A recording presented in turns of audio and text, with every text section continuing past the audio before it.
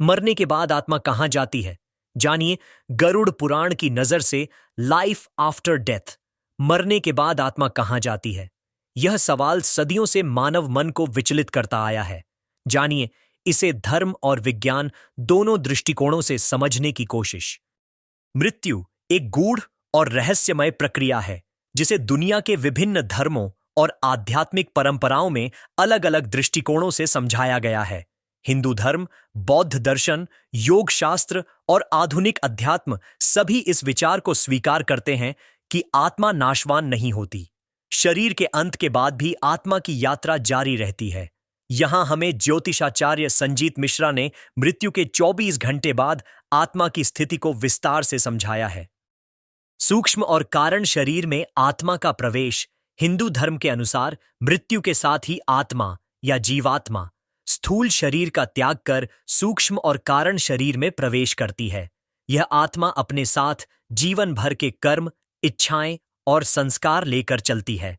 मृत्यु के तुरंत बाद आत्मा कुछ समय तक पृथ्वी लोक में ही रहती है, क्योंकि वह शरीर, परिजनों और भौतिक संबंधों से तुरंत मुक्त नहीं हो पाती। यह अवस्था 24 घंटे से लेकर 13 दिन तक रह सकती है, जो आत्मा के चेतन स्तर और जीवन के कर्मों पर निर्भर करती है। मृत्यु भोज में भोजन करने के बाद भूलकर भी न करें ये 6 काम। आत्मा देख सकती है लेकिन संवाद नहीं कर सकती। पहले 24 घंटों के दौरान यह माना जाता है कि आत्मा अपने मृत शरीर के पास ही मंडराती है। वह अपने प्रियजनों को देख सकती है लेकिन उनसे संवाद नहीं कर पाती।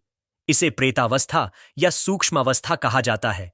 इसीलिए हिंदू परंपरा में मृत्यु के तुरंत बाद शुद्धिकरण, मंत्र जाप, गीता का पाठ, हवन और अन्य धार्मिक क्रियाएं की जाती हैं ताकि आत्मा को शांति मिले और वह मोह से मुक्त हो सके। गरुड़ पुराण और यमलोक की अवधारणा गरुड़ पुराण, कठोपनिषद और ब्रह्मसूत्र जैसे ग्रंथों में वर्णित है कि मृत्यु के पश्चात यमदूत आत्मा को अपने साथ यमलोक ले जाते हैं।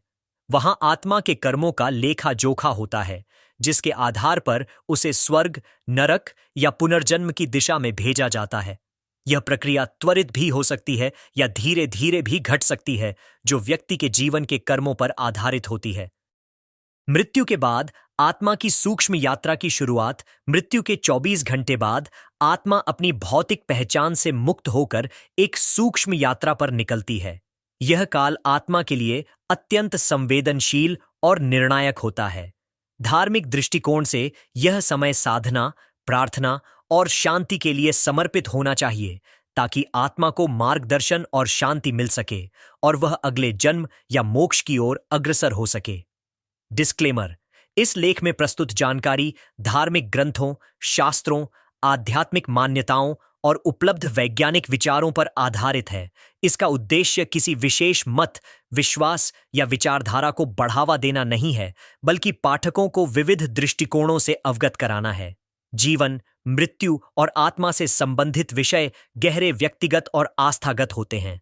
अतः पाठक अपने विवेक, अनुभव और विश्वास के अनुसार इन बातों को स्वीकार करें। प्रभातखबर.com इस विषय पर किसी भी प्रकार के दावे की पुष्टि नहीं करता।